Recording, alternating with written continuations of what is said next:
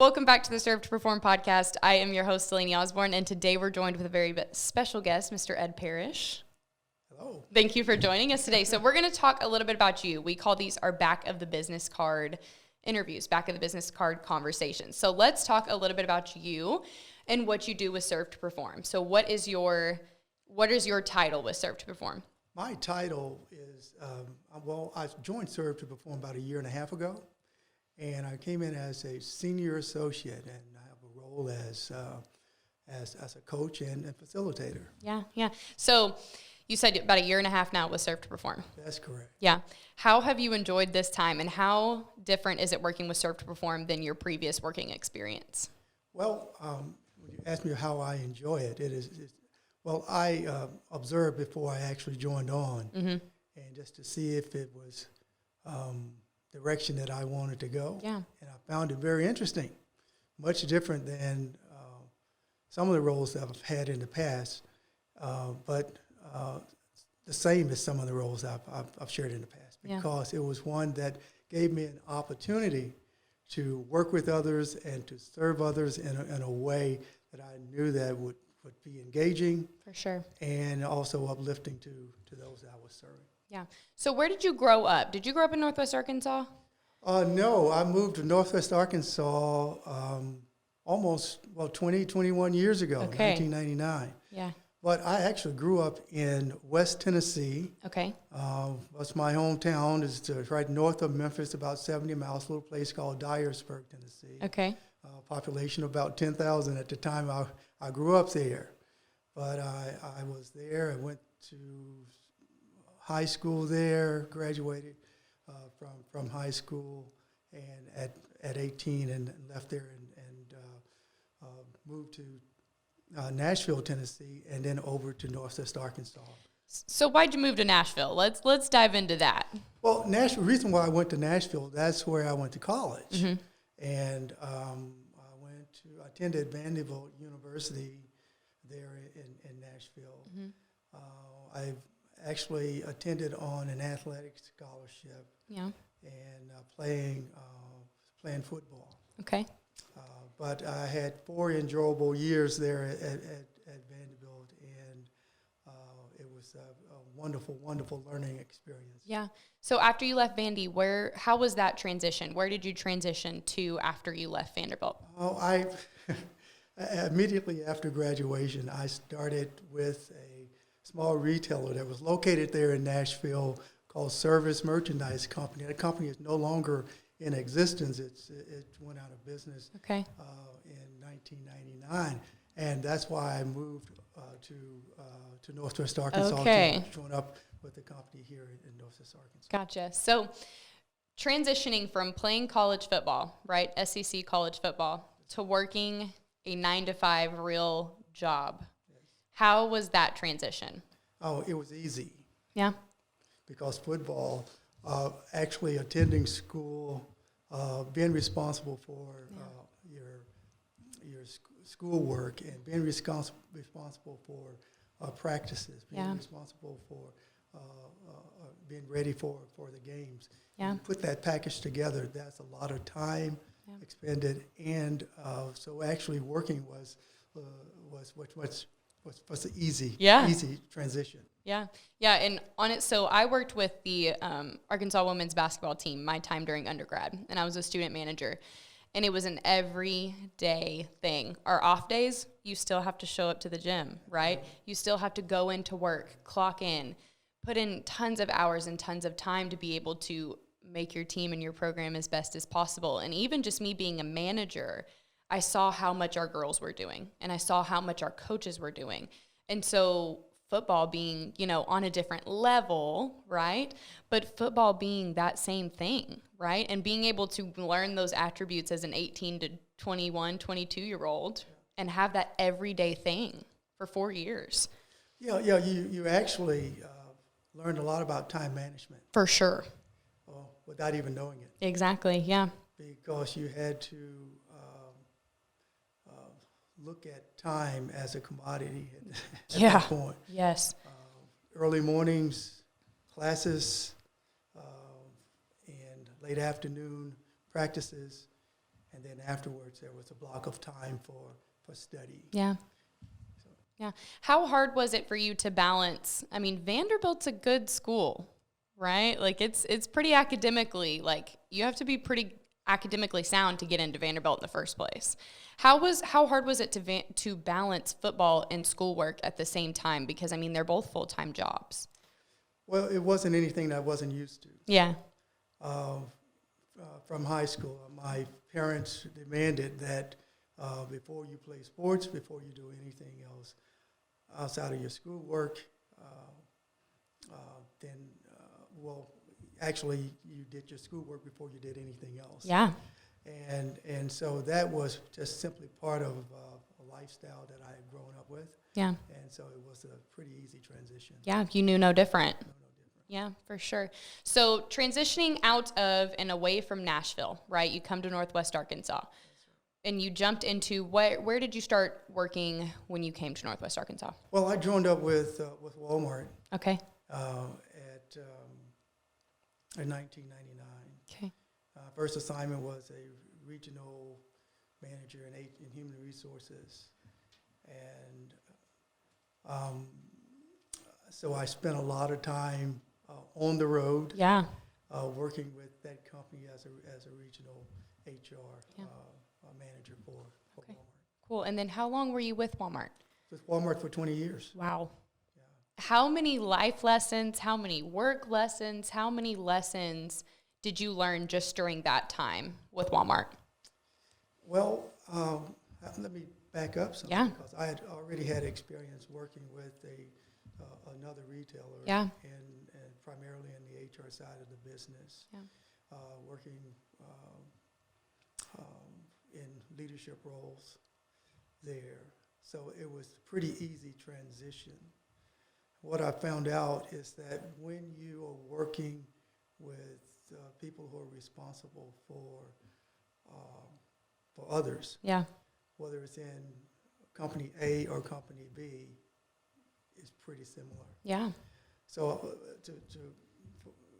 as far as life lessons are concerned, I had a responsibility that spread across many states. Yeah. And just to be able to lead a group Yeah. that was pretty diverse, Yeah. across the company, across the region, was. I'm gonna have to cut this one out. You're good. Yeah. So leadership qualities, Yeah. right? They're crucial in sports. They're crucial in everyday life. They're crucial in your work, in your job, in your family, right? They're crucial in everything you do. And when you started playing football at Vanderbilt, I guarantee you learned a few leadership qualities, right? And then, implementing those throughout the time that you're working in these retail jobs. And then you get to Walmart and you're, transitioning out of Walmart and then into Serve to Perform, right? What is if you could give 18-year-old, 19, 20-year-old Ed advice on some sort of leadership quality, what would you give him? I'll tell you, the one I think about first and foremost is the one of integrity. That's a good one. One of integrity, and that is being responsible. Yeah. And being honest. Yeah.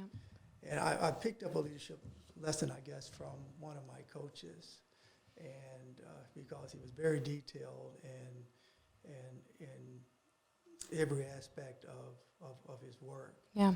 And I remember our team traveling to another location. I believe it was the University of Georgia. Okay. And we all got off the bus, ready to go into our hotel. And at that point in time, unlike today, we didn't have cell phones where Yeah. you can get all your news, all your information. There was simply what they called the newsstand, Mm-hmm. where you actually put in a quarter or a dime and you receive a newspaper out of the stand. Yeah. And one of the players opened up the newsstand and pulled out one of the papers, and the rest of the players, a number of the players, followed them without actually paying for the newspaper. Yeah. The coach stopped the entire team, pulled us all together, talked about that situation, and said that was dishonest, and asked every player who had a paper that they didn't pay for to actually pay for it at the point. Wow. So it's just a small thing. Yeah. But it was a way of teaching our players more than just the X's and O's playing football, but about life and integrity. You know, and that small, minor little memory you have taught you so much, right? And you being able to realize that on a firsthand basis and say, wow, okay, you know, this is the way I need to be. I need to carry this over into my everyday life is huge. Absolutely. But you learn a lot of lessons in sports that you carry over the everyday life. Yeah. And one is about time management, and we talked about that earlier. One is just about being on time. Yeah. And being responsible. One is about working together as a team, and that when you work together, you can accomplish great things. Yeah. And so there's just so many lessons that you can learn through the game, through the sports world. Yeah. And that you could apply to your work world, to your home life, to every aspect of your life. I love that. So let's touch on how you carried those lessons you learned from sports and then now through all of your experience and all of your working experience into your family. How have you been able to, you know, teach those lessons to your kids and teach those lessons to your grandkids? Because you have grandkids, correct? Absolutely. Yeah. So how have you been able to implement those same lessons that you learned when you were a young adult to those kids now? Well, I learned this from my parents. Mm-hmm. Is much easier to transfer those skills through your everyday action and how you live them out versus how you speak them out. Yes. And so that's what I learned over time. I saw my dad, when we talk about integrity, I saw my dad being a man of great integrity. I saw how he handled everyday situations. I saw how he handled pressure situations, and he did it with great calmness and patience. And so those types of behaviors were things that were instilled in me. Yeah.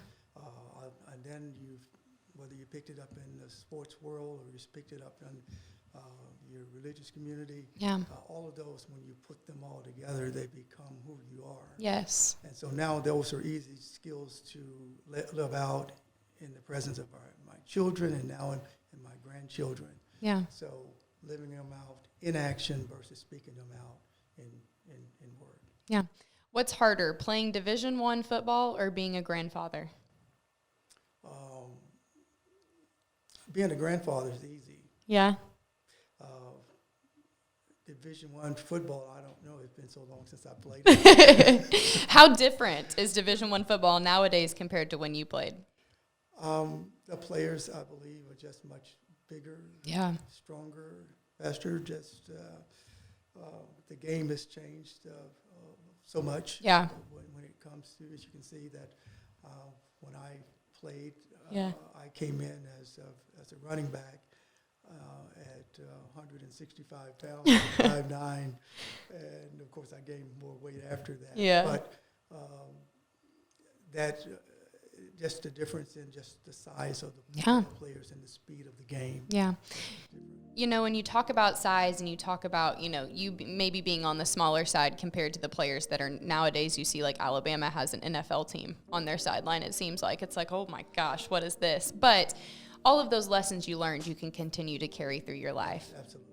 And being able to grow as an adult and grow as a young adult and become who you are today and be the man and the family member and leader that you are is crucial to who you are for our company. It's crucial to who you are for your family and for your personal life and all of that. So we appreciate you so much for coming to joining us today on the Serve to Perform podcast. Do you have any final words or anything you want to leave us with?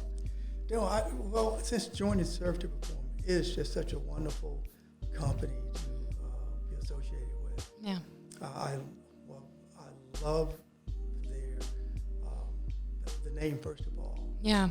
Because it includes service. Yes. And what I found out about the company is that it includes service. Yeah. Servicing others in a way that is going to uplift them and encourage them and empower them to be better in their careers and better in